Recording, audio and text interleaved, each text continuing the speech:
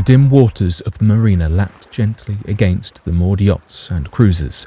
There was evidence of the old Moorish influence in the architecture of the surrounding buildings and apartments. Yet, for the most part, the fine mosaic walls, even the pillars, were more modern in construct. People relaxed here, taking in the sights, browsing the shops on floor level. Behind this picturesque scene of moored boats and high masts, there were the expensive rooms and living spaces. Asru rested her hands on the balcony as she gave thought to the shallow beauty, conjured from the very abstract of human endeavour. What did any of it mean? It meant money, wealth, power. Nothing else. The moon loomed full and bright above as she gazed out over the bright baubles, and began to stare fixedly at the shape of the moon, distorted and reflected upon the water. Asru wore a red silk kimono, embroidered with the shape of tiny twigs and blossom. The smell of incense was faint and blended delightfully with the scent of Mediterranean cooking, sustained by the stillness of the temperate air. So, you have the artifact? Came the voice from the darkened room behind her. Asru turned from the balcony, her features calm and unruffled. She observed the two characters sitting beyond the French sliding doors. One was a tall, handsome man with long, flowing hair to his shoulders. The other was a young, dark-skinned male. He had rather plain features and was unresponsive. He looked like a vacant mannequin without a soul. Asru stepped inside. She motioned towards a glass dining table. Upon its polished surface was a decorated box in which she kept the artifact. This has been in my possession for centuries, she told the blonde-haired gentleman. She lifted the clay mask out of the box, tenderly with both hands.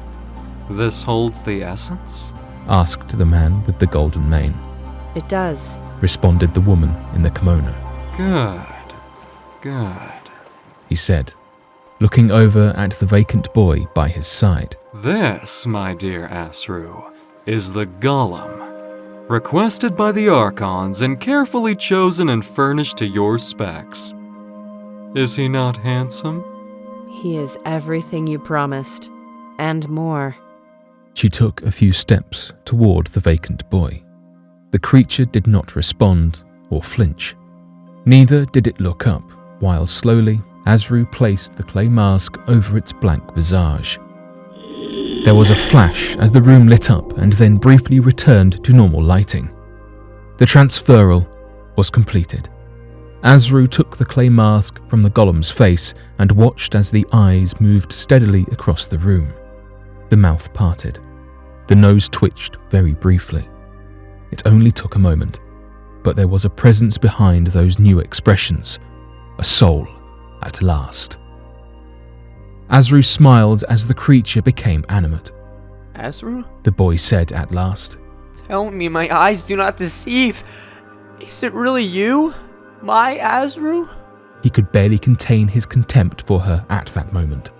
You, he rasped. You betrayed me! I did not betray you, at least not in my heart. As you were forged from the angel Teriesh all those centuries ago, I too was forced by an angel, compelled to destroy you. But that angel has long departed me. I have spent decades looking for a way to bring you back, my king. Now here you are. How do I know to trust you? By listening to your heart. If I were lying, then why would I have gone to all this trouble to bring you back, my lord? Akhenaten. No, not Akhenaten. Stigma. This is my name now. This is the name by which you will address me. The boy turned to regard the blonde-haired god sitting next to him. As for you, the handsome man looked up at him. You will fly back to London. You will find me the muse, humiliate him, torture him. I want him broken. The man nodded as he stood. Robert emerged from the passenger side of a taxi. He was once again in London, the city most recognized by its grand old buildings and luxury apartments. Though he had no love for this place, he had lived and worked here most of his adult life, back when he was human, that is. Now this vast, sprawling city reminded him and exemplified all the wrongs that had been committed in the name of conservatism, as well as staunch greed and capitalism. Every block, every stone reminded him of the so-called progressive and liberal priorities, which were all built up to hide the unsightly rise in mental health issues, as well as increasing blackened poverty. Robert made the sound of a heavy sigh as he turned, making a brief detour from Oxford Street down one of the narrow side streets.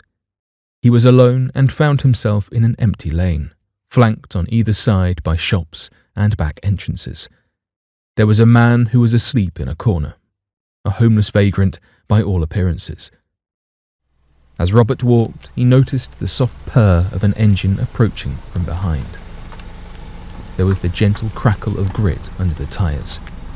He thought nothing of it at first and simply stepped off the road to give way. The sound continued, repeating its measured rhythm and speed. The vehicle pulled up slowly beside him, moving ever so slightly ahead of him, and stopped. Without suspecting anything, Robert turned his head to watch the rear door swing open. There, running toward him, was a familiar and unwelcomed face. It was Ira. He came up to Robert, and without so much as uttering a word, he knocked Robert for 6 with a hard, decisive blow to the head. When Robert finally came to, he noticed that he was in a very compromising position, tied to a chair and gagged. He felt a sudden pain across his upper spine, noticing all too quickly that his wings had been surgically removed. How much time had passed? He could not say. The lights in the room raised steadily. There was a large window in front of him, with glass that was tinted on purpose. Robert could make out the human shape, the silhouette sitting there on the opposite side. He couldn't make out too many other details, however. Robert? A voice came through an intercom. The timbre was quite familiar to him, cocky and full of flamboyance. I want to take some time to truly savor this moment. I know you recognize my voice. We met for the first time, quite a while ago now. Remember we had Paris? I changed you from that timid young man and turned you into a muse. I gave you your wings. And now look at you. You let somebody steal them. Ha!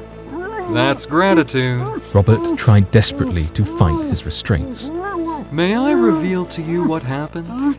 While you were unconscious, I let an old friend of yours take his revenge on you. You know the guy. I believe his name was...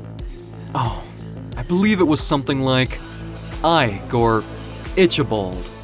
No, Ira! That's it! His name was Ira. Yes, he came in here while you were incapacitated and helped remove your appendages. Guess you can't trust anyone these days, can you? Anyway, he definitely got what he wanted. And I got mine. Karma, ain't it a bitch? So there he was, snipping away, trimming and pruning, and lo and behold, Ira gets infected. He doesn't realize it. Yet. He just walked out of here with a mutated version of a disease you contracted. Oh, but wait. How could you, a muse, get infected with a virus in the first place? Huh? No idea? Well, it's simple, really. That Archon that took over your body? Codename Stigma. That same Archon you managed to place inside that clay mask you found. He is the source of the virus. And this was all planned from the very start. Oh, don't bother to get up and applaud me yet, brother. I just want you to understand the details finally. You get to ask your creator why he bothered to make you. Not many mortals will get that privilege. So, here's what happened. I needed to get this disease under the skin of a muse. Any muse would have done, but sadly muses are immune to it. So, that was where you came in, my boy. Since you were made from human genes, you were still able to contract said virus. It then went on to do exactly what pathogens do best. It replicated inside you and it evolved to include the Muse gene. Oh, don't look so worried, Robert. You are merely a carrier. It's Ira that ought to be worried right now. He's going back to his life, unwittingly spreading the disease around all those humans. Now, can you tell me with your own meager deductive reasoning, what will happen once you introduce a diseased ethnic minority into a wider circle of potential victims? Infecting everyone? Oh, that's right. Fear leads to prejudice. Prejudice leads to harm. Before long, the Muses will be a feared race. Outcasted. Reduced to the margins of society. It's poetic in its simplicity. The paradigms yet again shift in our favor. But there are far more complex plans being made on the tail end of this travesty. But all in due time. Doesn't matter really, because I intend to degrade you further. See, I really do get a thrill out of hurting people. Call it a hobby, if you will. You've served your purpose, Robert. Robert feared the worst at that point.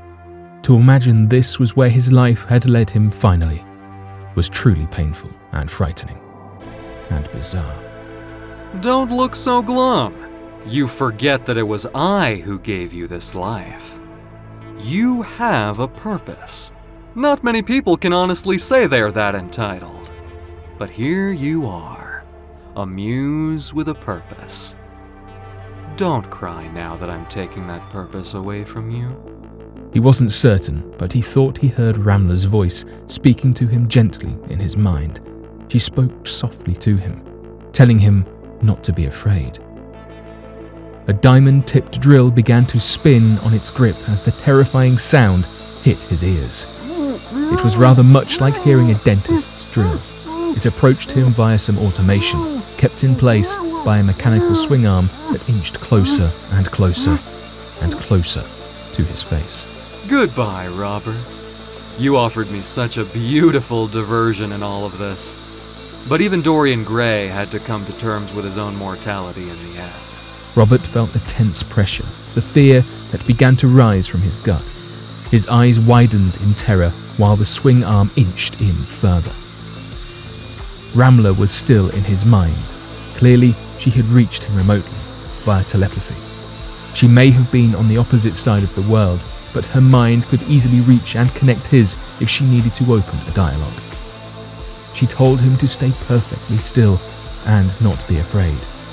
However, the motion of that shrieking drill mere inches from his face left little room for calm as his thoughts reeled and were panicked.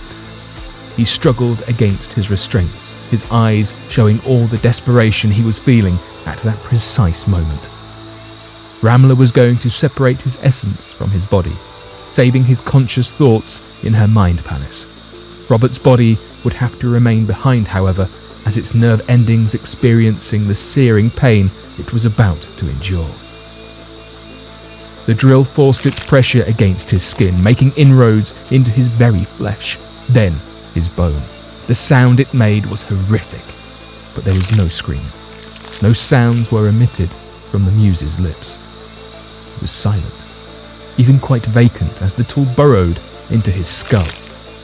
Then the drill pulled away, revealing drops of a core from the disengaged entry point. Another swing arm moved into place. This one had a dual-edged scalpel locked into a metal grip. It made another incision next to the vicinity that had been freshly drilled. However, the rescue was fully completed. Robert's conscious mind was uploaded to Ramla's cloud. His body was an empty shell at last that did not scream or feel discomfort. There was mutilation, sure, but no sense there to feel it. When the job was finally done, Kronos stood in his tiny sound studio. The image of Robert's broken body sat mutilated in the chair, slumped down. A core pouring like reservoirs from every gaping wound. Oh, the sacrilege.